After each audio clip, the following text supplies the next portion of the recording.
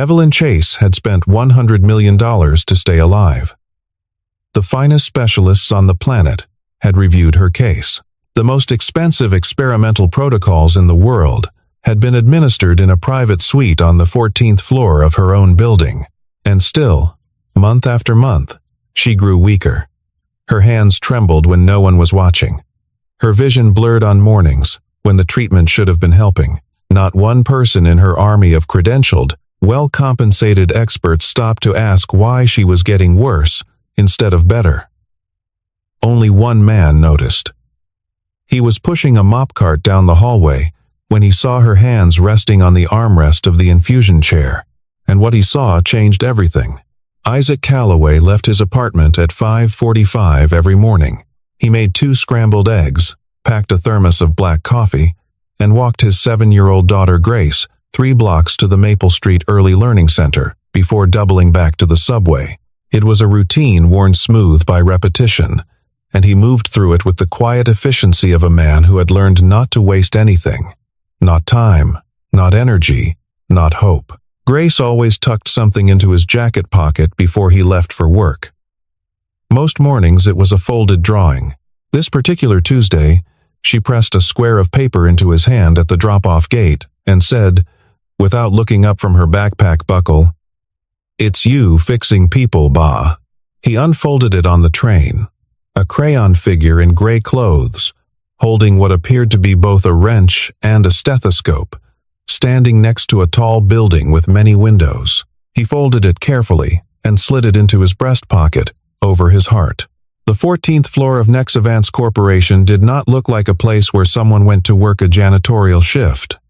The hallways were floored in pale marble, lit by recessed LED panels that never flickered. The air smelled of something clinical and expensive.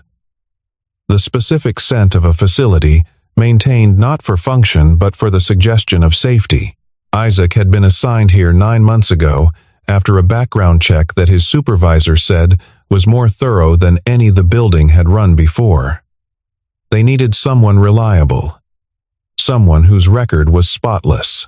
Isaac's record was spotless because after his wife Margaret died, he had stopped doing the only thing he had ever cared about professionally, and a man without ambition rarely makes trouble. He had been a licensed emergency medical technician for 6 years.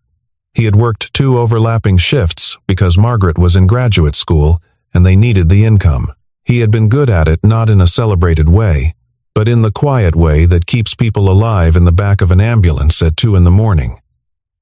When Margaret got sick, he had trusted the system that employed him.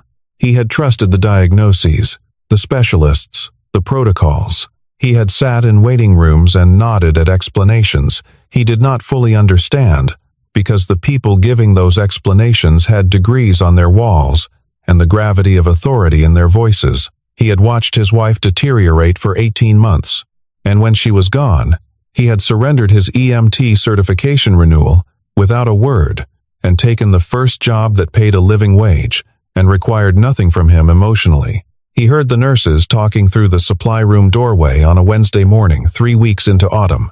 He was replacing the liner in the biohazard bin near the corridor junction, working quietly the way he always did, and their voices carried without them realizing it. 19th treatment this month, one of them said. And her last labs were worse than the 16th. A pause. Dr. Hale keeps saying it's adjustment response. Another pause. Longer. I've been doing this 12 years and I've never seen adjustment response look like that. Isaac did not stop moving. He finished with the liner, sealed the bag, and stepped back into the hallway. But something in him had gone very still. The way it went still in the back of an ambulance when a patient's presentation did not match the reported history. He glanced through the narrow window panel, set into the treatment room door. The woman inside was Evelyn Chase. He knew who she was. Everyone in the building knew who she was. She sat in the infusion chair with the straight-backed posture of someone who had trained herself never to look diminished in a professional space. She wore a blazer the color of slate. Her hair was pulled back. From where Isaac stood, she looked like a CEO conducting a silent negotiation, with the IV line running into her arm. but her hands were resting on her thighs, and even through the reinforced glass, he could see that the fingers of her right hand were not quite relaxed. They held a tension she was working to suppress.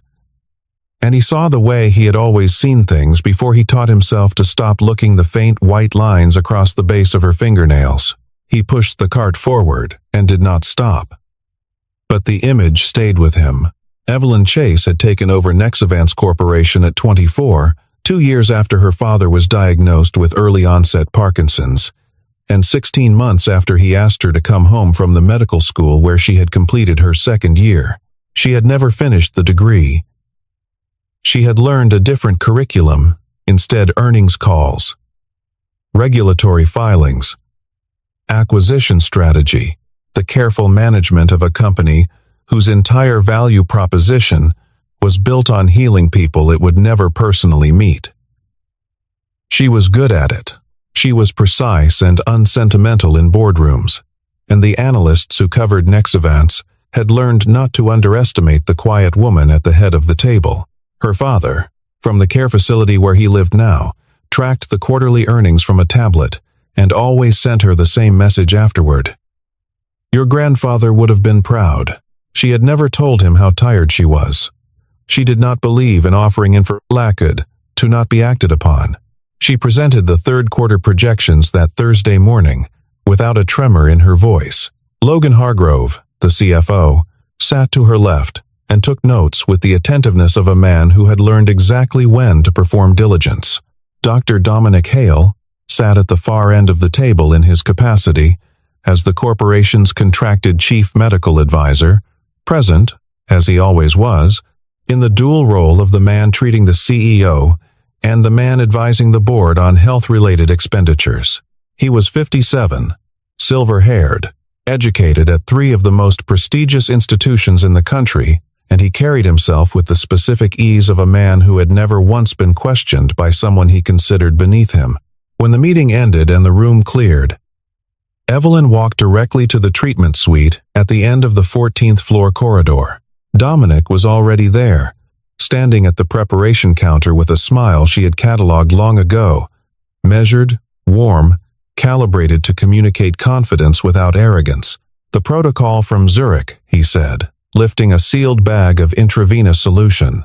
The next phase, we should start to see real movement in the coming weeks. Evelyn sat down in the chair.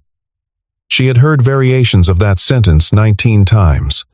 She had authorized over $100 million in response to it. She watched the clear fluid begin to move through the line. Dr. Hale, she said, why do I feel worse after every session instead of better? He did not hesitate. He never hesitated. Adjustment response, he said. Your body is recalibrating at a cellular level. The fatigue, the neurological sensitivity, these are indicators that the treatment is engaging the correct pathways. It looks like worsening because healing is not linear. She looked at the window. The city was bright below, and the light fell through the glass at a low autumn angle and did not reach her. She thought, not for the first time, that a building full of people who studied medicine for a living should by now have produced a single answer that felt true. Her father had built Nexavance because he believed in the work. She kept it alive because she could not think of a reason to let it die. She had never allowed herself to consider that the thing keeping her sick might be the same thing promising to make her well. The mophead crossed the corner of her vision as Isaac Calloway began his route along the east corridor. She glanced at him the way she glanced at everything in her peripheral field, briefly, assessingly, and without particular significance. He moved with economy. He did not look up. She returned her attention to the window.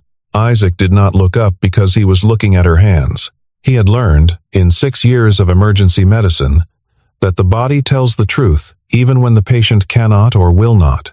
He had learned to read presentation the way a carpenter reads grain, not by examining any single feature, but by seeing the whole pattern at once. And what his eyes assembled in the 3 seconds he allowed himself before he moved on was this. The white transverse bands crossing the base of Evelyn Chase's fingernails were not singular. There were 3 of them, parallel, evenly spaced, clearly demarcated. They were not the product of injury or nutritional deficiency in the conventional sense. He had seen bands like that once before. He had been told, too late, what they meant. He reached the service corridor and stood with his back against the wall. His breathing was steady. He was the only person in the hallway. He thought about what he had seen, and he thought about the word his mind had already produced. The word he did not want because it cost too much to carry. Mises lines, named for a Dutch physician, present in cases of heavy metal accumulation, thallium primarily, arsenic in some presentations. The bands formed as the body deposited the metal in the keratin matrix of the nail during periods of elevated exposure. Multiple bands, evenly spaced, meant multiple exposures. It meant a pattern. It did not mean an accident. He had also noticed the hair. Not enough for a stranger to register, but enough for someone trained to inventory a patient rapidly. Bilateral thinning along the temporal line, the kind that moved in the diffuse, symmetric pattern of systemic toxic insult rather than the localized recession of stress or age. And the hand, the right hand specifically, had shown a resting tone that was subtly wrong, a fractional incongruence between the position of the fingers and what relaxation should have looked like. Peripheral neuropathy, early stage, the kind that announced itself not in pain but in the body's quiet failure to fully obey. These three observations together, in a patient receiving regular intravenous infusions, pointed in one direction. Not toward the autoimmune neurological disorder that was apparently documented on her chart, toward something that wore the same costume, but was fundamentally different in origin. He pushed the cart to the elevator. He pressed the button for the basement. He stood in the descending box and thought about Margaret. That night, Grace fell asleep at 8:30 with a book open on her chest. Isaac moved it carefully to the nightstand, sat on the edge of her bed for a moment, and then walked to the kitchen.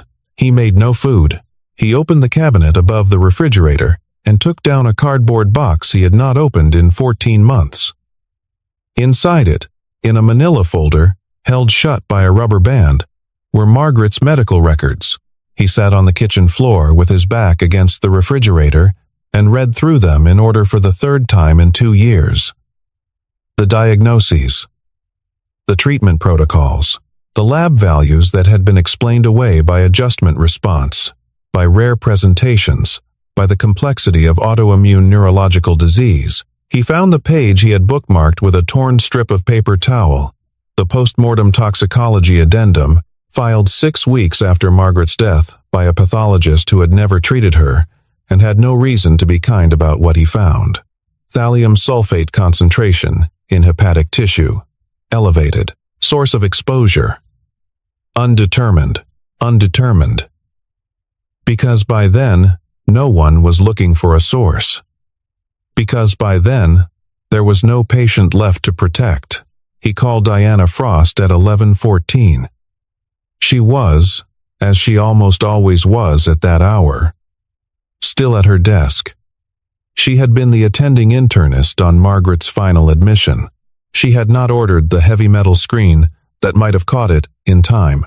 She had carried that specific regret with the particular weight that physicians carry failures they cannot professionally acknowledge, but cannot privately forget. She answered on the second ring. Isaac told her what he had seen. He described the nail presentation. 3 bands, transverse, evenly spaced, roughly 2 millimeters in width, appearing at the base rather than mid-nail. He described the pattern of the hair loss he had observed on the occasions when the light in the treatment corridor caught Evelyn's pulled-back hair at an angle diffuse but bilateral, consistent along the temporal line. He described the neurological presentation in the right hand. Not a tremor exactly, but a dysregulation of resting tone that suggested peripheral nerve involvement. Diana did not speak for a long time. Then she said, "The spacing between the bands if they're equidistant. That indicates repeated exposure on a consistent schedule. Not environmental contamination. Not a single incident." A pause. "Isaac, if those are what you're describing, and the treatment intervals are regular, someone is administering this. He had known this.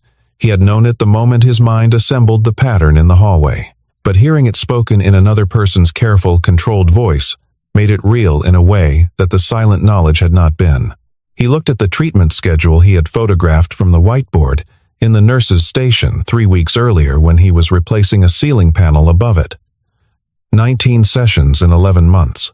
The intervals: 17 days, 18 days, 17 days, 17 days. Regular. As a calendar. He put the phone down on the kitchen floor and sat in the quiet house with the sound of Grace breathing from the back bedroom and the city running its permanent low frequency through the walls. He thought about the fact that the person being poisoned was paying for the privilege. He thought about $100 million flowing toward the hands of the man who held the syringe. He thought about Margaret dying in a white room, while everyone around her nodded and used the correct terminology. He was not going to nod again. The next morning, he requested a 5-minute meeting with the nursing supervisor on 14. Her name was Patricia, and she had been with the company longer than most of the executives. She listened to him with the careful attention of someone who has been trained to listen carefully, and when he finished describing what he had observed, she said, with neither malice nor hesitation, "Mr. Calloway, our medical team has over 2 decades of combined specialty experience. I think we can trust them to manage the clinical picture." She said it the way people say the thing that ends a conversation.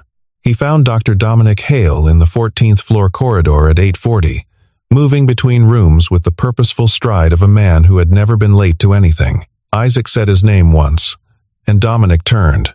He listened for 45 seconds, with his hands loose at his sides and his expression professionally neutral. Then he said, "I appreciate your concern. We have 23 specialists actively monitoring Miss Chase's case. I'm quite confident we're managing this appropriately." He turned and walked away. He did not look back. Isaac stood in the hallway in his gray uniform, with his laminated ID badge and his mop cart, and the architecture of an expensive building rising around him, and said nothing, because there was nothing to say yet. He looked down at his own hands. He had used these hands to stabilize cervical spines and start lines in rolling vehicles, and press pressure on wounds that should not have been survivable. He had used these hands to hold Margaret's on nights when she was too tired to talk. He had been told, indirectly and directly, by nurses and receptionists, and hospital administrators, and now by a man in a tailored jacket, that what these hands knew did not count. He ate his lunch in the basement cafeteria, alone at a corner table with the noise of the HVAC system overhead, and a sheet of paper on the tray in front of him. He had written 3 phrases in his small, precise handwriting. Mies lines. Thallium poisoning. Repeated exposure scheduled source. His phone vibrated. Grace had sent a photo from school, a new drawing. He looked at it for a long time. Then he folded the piece of paper, placed it in his breast pocket next to the crayon drawing from Tuesday, and stood up. Over the next 2 days, Isaac Calloway was invisible in the way that people in service roles are perpetually invisible, and he used that invisibility with the methodical patience of someone who understood that the advantage was not in being seen, but in being everywhere without being noticed. He noticed that the biohazard collection bags from the 14th floor treatment suite were not routing through the building's standard regulated medical waste processing. They were being picked up separately, after hours, by a courier vehicle with no hospital affiliation markings. He wrote down the vehicle identification number and the name of the company on the magnetic placard on its door. Regulated pharmaceutical waste had a specific handling chain, specific carriers, specific documentation, specific disposal logs. This vehicle had none of those markers. It appeared, collected, and disappeared within a 15-minute window that fell outside the building's standard contractor check-in hours. He photographed the intravenous solution bags being used in Evelyn Chase's treatments. He did it during a routine pass through the preparation room while the nurses were at shift handover. The primary label was pharmaceutical standard, but beneath it, visible at the edge where the adhesive was not fully flush, was a different label. The lot number on the underlying label was a format he did not recognize. There was no manufacturer registration code of the type required on all approved intravenous preparations sold in this country. He had seen enough pharmaceutical labeling in his EMT years to know what a compliant label looked like. This was not one. He was pushing the refuse cart through the underground parking structure on the third day when he heard voices from the far end of the level. He moved slowly, the way he always moved. Without changing his pace or direction, Logan Hargrove was standing beside a gray car with his jacket buttoned and his voice low. Dominic Hale was facing him. Isaac caught 4 sentences before the voices dropped below the ambient level of the structure. "She's asking about next quarter again." A pause. "We need 3 more months at minimum. Then, keep the protocol exactly where it is." Logan nodded once, the tight contained nod of a man confirming an agreement he did not want documented anywhere. He sent the label photograph to Diana Frost that evening, through an encrypted message application she had used with patients in sensitive situations. Her response came at 2:17 in the morning. He woke up to it and read it sitting on the edge of his bed in the dark. She had searched the lot number through 3 separate pharmaceutical registry databases. It did not exist in any of them. The manufacturer code was not registered with the regulatory body that oversaw intravenous preparations. What was in that bag had not been approved by any recognized authority for human use. He sat with that for a while. Then he sent back 2 words. "What next?" Her reply was immediate, as though she had been waiting. "I need a blood sample." Drawn from her. Outside their laboratory system. If the thallium is there, it will be measurable. That is the evidence that cannot be argued away. Can you get that? He considered the question. He had keys to the 14th floor. He had a standing assignment that put him in that corridor before the medical team arrived each morning, and he had one thing that no degree or salary or institutional authority could manufacture. He had been in that hallway for 9 months, and Evelyn Chase knew his face. Not his name, not his history, but his face. She had looked at him, briefly, and without significance, dozens of times. She had never looked through him the way the others did. He thought about that distinction. He had one window. 6:15 Wednesday morning. 20 minutes. He would either use it or he would not. He was in the corridor at 6:08. He waited. At 6:13, the elevator opened, and Evelyn Chase stepped out, carrying a small cup of coffee, and the particular self-possession of a woman who had carved this 20-minute interval out of her schedule deliberately as an act of preservation. She was alone. She walked to the end office and put her key in the lock, and then, because he was standing where he was standing, she looked up and saw him. "Mr. Calloway," she said. She remembered his name after all. "Good morning." He did not move toward her. "I need to speak with you about something that isn't related to the building systems." She looked at him for 1 full second. Then she opened the door. "Come in." He did not sit down. He stood near the window and placed his phone on the desk and showed her the photographs of the labels, the lot number that did not exist, the vehicle identification from the after-hours pickup, the written timeline of treatment intervals, alongside the pattern he had observed in her nails. He described the Mies lines the way he would describe a finding at a scene-specific, sequential, without editorial. 3 bands. Equidistant, consistent with repeated thallium exposure on a 17 to 18-day cycle that aligned exactly with her treatment schedule. Evelyn Chase did not speak while he was talking. She set her coffee down at some point, and she did not pick it up again. When he finished, she was looking at her own hands. She turned them over slowly on the desk surface, palms up, then back down, examining the nails with the focused attention of someone seeing a familiar object with new information. The silence lasted a long time. "Why you?" she asked finally. She did not mean it unkindly. It was a genuine question.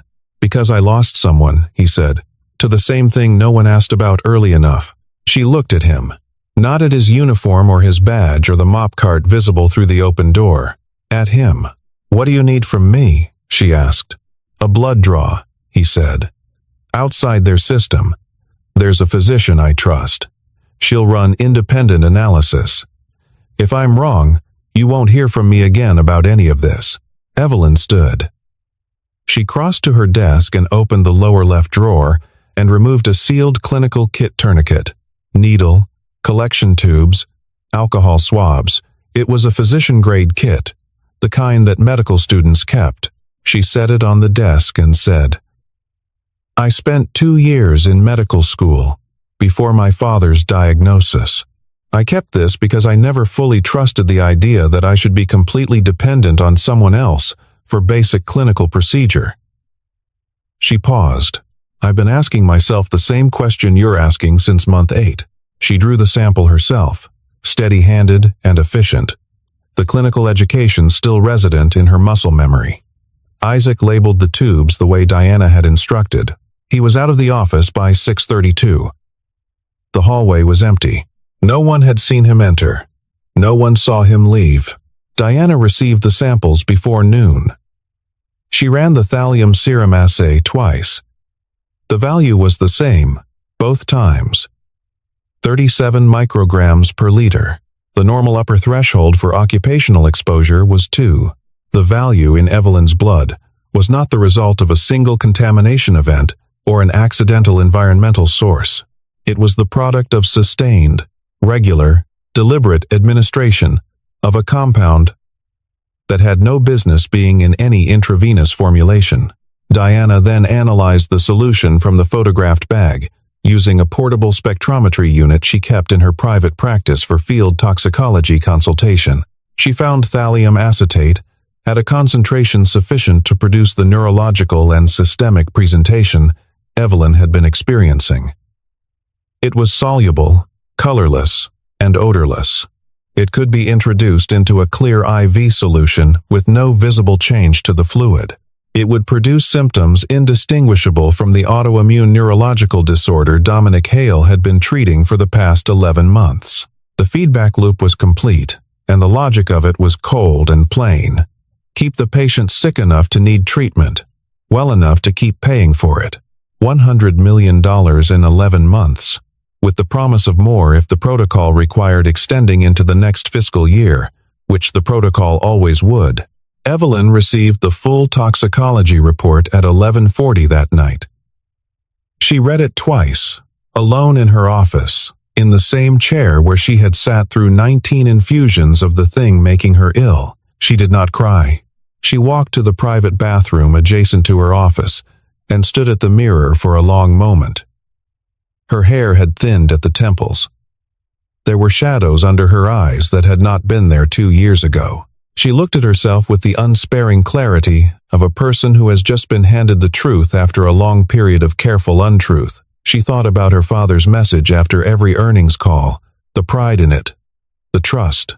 She thought about the company her grandfather had started in a building a quarter the size of this one, on the principle that medicine should answer to patients first and everything else second. She thought about 11 months of sitting in that chair and believing that the worsening was the healing, because the man with the Harvard degree and the silver hair had said so with the confidence of someone who had never imagined being questioned.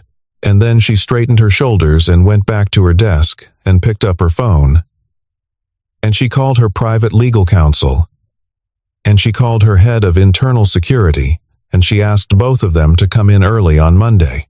By Sunday evening, the complete surveillance archive from the 14th floor, 11 months of footage, backed up to a secure off-site server under the instruction of the internal security director, had been reviewed. The relevant segments were clear, time-stamped, and incontrovertible. Dr. Dominic Hale. Alone in the preparation room after 10 in the evening, on the night before each of Evelyn's scheduled treatment sessions, adding a secondary solution to the primary IV bag from an unlabeled vial stored in his personal locked case. 19 instances. 19 nights, every one of them captured. The financial forensics took slightly longer, but not much. Logan Hargrove had been careful about the structure of the payments, but not careful enough. 14 transfers over 11 months, from a medical investment holding company traceable, through 2 intermediary shell accounts, to Dominic Hale's personal asset management firm. The total was $4,300,000. In exchange for what the transaction records described as consulting services, there had been no consulting. There had been a woman in a chair, and a clear bag of fluid, and a locked case that no one had ever been permitted to inspect. Isaac received a text message from Evelyn at 3:04 Monday morning. It read, "You were right, all of it. Meeting at 7 Monday morning. I'd like you to be there." He put the phone face down on the nightstand. He sat on the edge of his bed in the dark. He thought about Margaret. He thought about the cardboard box in the kitchen cabinet. He thought about the 18 months of nodding and trusting and deferring to the authoritative voices, and how at the end of it there was a manila folder with a post-mortem note about undetermined exposure. He was not angry. Exactly. He was something quieter and more permanent than anger. He was the version of himself that had been waiting, without knowing it was waiting, for the chance to close a loop that should never have been opened. He went to Grace's room and stood in the doorway for a while. She was asleep on her side with her arms around a stuffed animal, her breathing slow and even in the dark. He thought that she had spent half her life in a household shaped by loss, not bitterly, not obviously, but structurally, the way a house built on shifting ground develops small asymmetries you only notice once you know to look. She deserved a father who had not given up.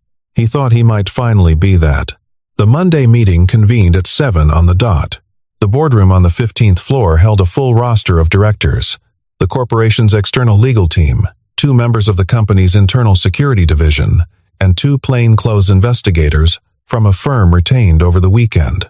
Isaac stood near the wall beside the windows, in his gray uniform with his employee lanyard, because Evelyn Chase had told him to be there, and he had no reason to be anywhere else. Logan Hargrove arrived with his briefcase and his practiced attentiveness and stopped moving when he saw the investigators. Dr. Dominic Hale came in 30 seconds behind him, looked once around the room, and assembled his expression into something neutral that did not quite reach neutral. Logan looked at Isaac standing against the wall and said, in the tone of a man invoking an obvious procedural error, "Why is maintenance staff in this meeting?" Evelyn, seated at the head of the table, said, "He was invited." She said it, without turning her head. She presented the evidence the same way Isaac had presented it to her sequentially, without drama, letting the data carry the weight. The serum toxicology, the solution analysis, the surveillance footage, which played on the room's main screen in silence. Dominic at the preparation counter after 10 at night. The unlabeled vial. The careful hands of a man who believed he was alone. The financial records, the transfer dates aligned against the treatment calendar, with a precision that required no annotation. Dominic denied it first. Then the footage reached its 4th instance, and he stopped speaking. Logan pushed back his chair and stood up, and one of the investigators placed a hand on his shoulder. Not aggressively, simply in the manner of a hand that was not going to move. No one shouted. No one made a speech. The evidence had been constructed to eliminate the need for speeches. The room was very quiet while the footage continued to play, and in that quiet, Isaac noticed something. Every person in the room was watching the screen, except Dominic and Logan, who were looking at the table, and Evelyn Chase, who was looking at Isaac. He looked back at her, just for a moment, and then the moment passed, and the room began its procedural unwinding, lawyers speaking to lawyers, the security team moving with the practiced efficiency of people who had been briefed and were now executing a plan, and Isaac stepped back to give them room to work. Dominic Hale was escorted from the 14th floor that afternoon. Logan Hargrove's access to corporate systems was suspended pending formal investigation. The regulatory referrals were filed before end of business. Diana Frost was formally engaged as an independent medical consultant to oversee Evelyn's detoxification protocol, and the first truly clean infusion thallium chelation, standardized, documented, sourced from a licensed manufacturer with a traceable lot number, began that Thursday. The first week of treatment was harder in some ways than any of the 11 months before it. The chelation process mobilized the accumulated metal, and the body responded, as bodies do when they finally begin to clear a long-standing burden with fatigue, with discomfort, with the temporary intensification of symptoms before the turn. Evelyn sat through it in the same chair, in the same suite, and she did not pretend it was easy. But on the 8th day, she walked from the parking structure to the building entrance under her own power, without an arm to hold, and without the careful measured pace of someone conserving energy against an uncertain reserve. It was a distance of perhaps 40 meters across open pavement in the autumn air, and she walked it like a person who expected to arrive. Isaac found the envelope on his cart on a Tuesday morning 3 weeks later. It was a standard business envelope with his name handwritten on the front, in a script he recognized from the message she had sent at 3 in the morning. Inside was a letter, 2 pages, written by hand on personal stationery. He stood in the hallway and read it. She wrote about the 11 months. She wrote about what it felt like to be the most competent person in a room, and simultaneously, the most deceived. She wrote that she had spent 2 years in medical school and 11 months as a patient, and neither experience had taught her the thing he had seen in 40 seconds through a treatment room window. She wrote that she understood now why the thing he saw was visible to him, and not to the people who were paid to look. The second page contained a formal offer of position: Director of Medical Safety Operations, a newly created role within the corporation's internal compliance structure, responsible for independent oversight of all clinical protocols, vendor verification, and patient safety review. It was, she wrote, not a reward. It was an acknowledgement that the role had existed in practice for 9 months, and had simply not had a title or a salary to match the work being done. He folded the letter. He put it in his breast pocket, alongside the crayon drawing from the morning Grace had told him it was a picture of him fixing people. He finished his route. He collected his things from the locker room at shift end. He walked out into the afternoon and took the subway to the Maple Street Early Learning Center, where Grace was waiting on the front step with her backpack and a folded sheet of paper she had been holding since 3:30. "It's a new one," she said, handing it over before he could speak. He unfolded it on the sidewalk. A tall building. 2 figures at the top, one taller and one smaller. Below them, crayon ground and crayon sky. And, at the bottom of the page, in the careful capital letters of a 7-year-old who had recently learned that words could be permanent, she had written, "Dad fixed the person." He crouched down and held his daughter for a long moment on the sidewalk, with the afternoon traffic running past them, and the city doing what cities do around the specific gravity of a small thing that matters completely. He had not fixed anything with equipment or credentials or institutional authority.